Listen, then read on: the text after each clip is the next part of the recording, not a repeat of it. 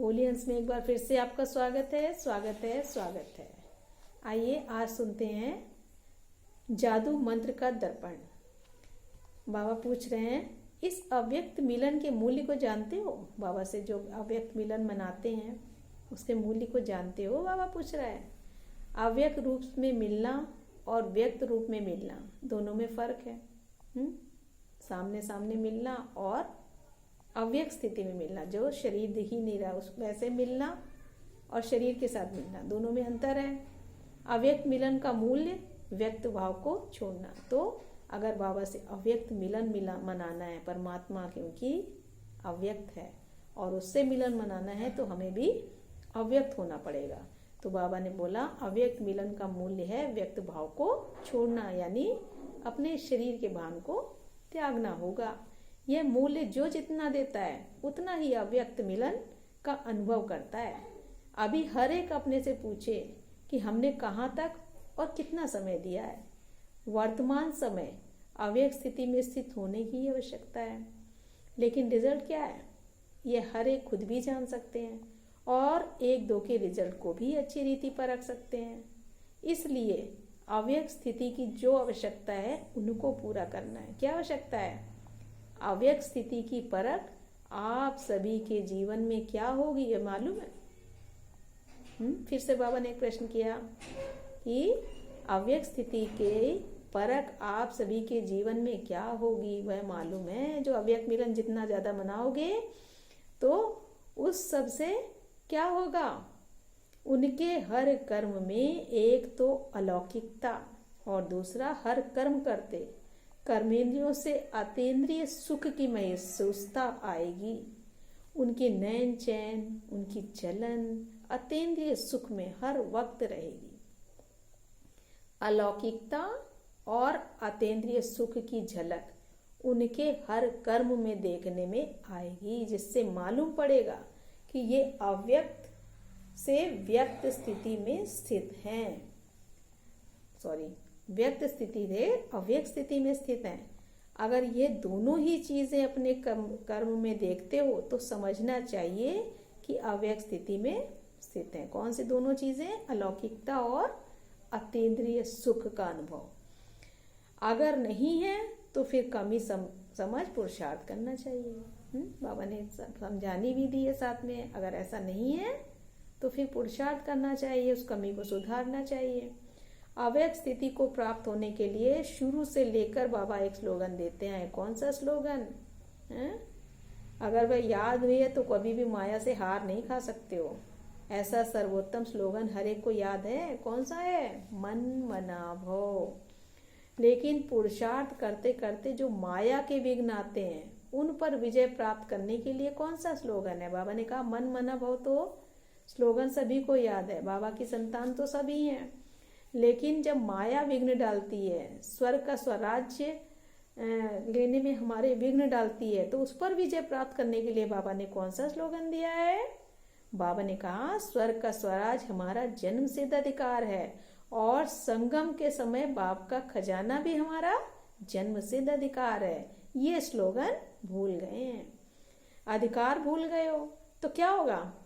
अधिकार जब भूल जाता है तो क्या होता है? हम किस किस चीज के अधिकारी वह तो जानते हो, लेकिन यह सभी चीजें हमारा जन्म सिद्ध अधिकार हैं। जब अपने को अधिकारी समझेंगे तो अब माया के अधीन नहीं होंगे। अधीन होने से बचने के लिए क्या करना पड़ेगा? अपने को अधिकारी समझना होगा। पहले संगम युग के सुख के अधिकारी हैं। सबसे पहले हम यहाँ पे सुख के अधिकारी हैं। कौन कौन से सुख मिले हैं? बहुत सारे सुख मिले हैं। तो पहला सुख तो है कि हम बाप के बच्चे बने, यही सबसे पहला सुख है। और भी बहुत सारे अनगिनत सुख मिल रहे हैं संगम पर। और फिर भविष्य में भी सुखों के अधिकारी हैं। तो अपना अधिकार भूलो नहीं। जब अपना अधिकार भूल जाते हो तब कोई ना कोई बात के अधीन होते हो, और जो अधीन होते हैं वे कभी भी सुखी नहीं रह सकते। पर अधीन हर बात में मनसा वाचा कर्मणा दुख की प्राप्ति में रहते हैं, और जो अधिकारी हैं वो अधिकार के नशे और खुशी में रहते हैं। और खुशी के कारण सुखों की संपत्ति उनके गले की माला के रूप में पहनी हुई होती है।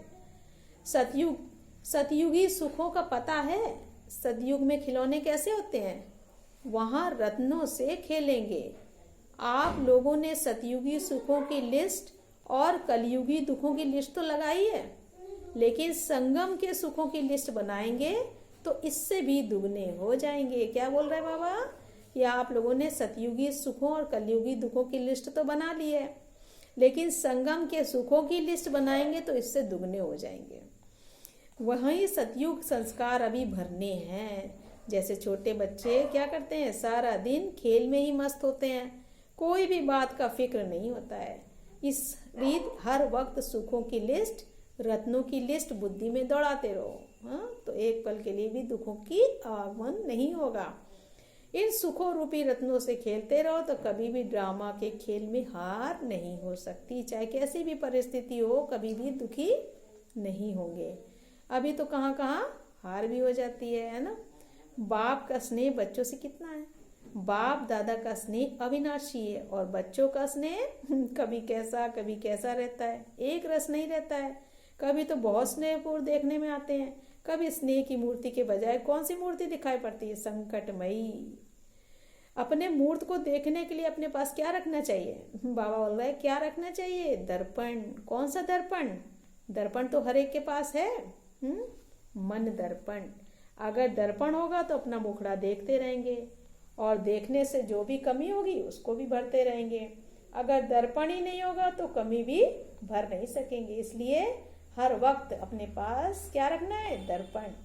लेकिन ये दर्पण ऐसा है जो आप समझेंगे कि हमारे पास है, परंतु बीच बीच में गायब भी हो जाता है। बाबा को मालूम है सब।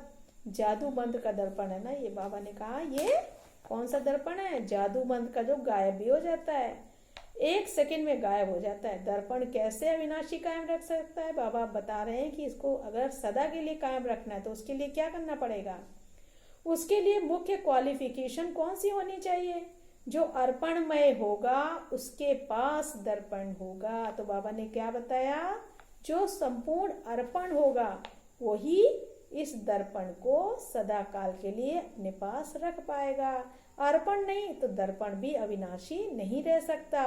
दर्पण रखने के लिए पहले अपने को पूरा अर्पण करना पड़ेगा, जिसको दूसरे शब्दों में क्या कहेंगे कि उसको सब कुछ त्याग, सर्वस्व त्यागी कहेंगे। सर्वस्व त्यागी के पास दर्पण होता है। अव्यक्त मिलन भी वही कर सकता है। अव्यक्त स्थिति, जो अव्यक्त स्थिति में स्थित हो।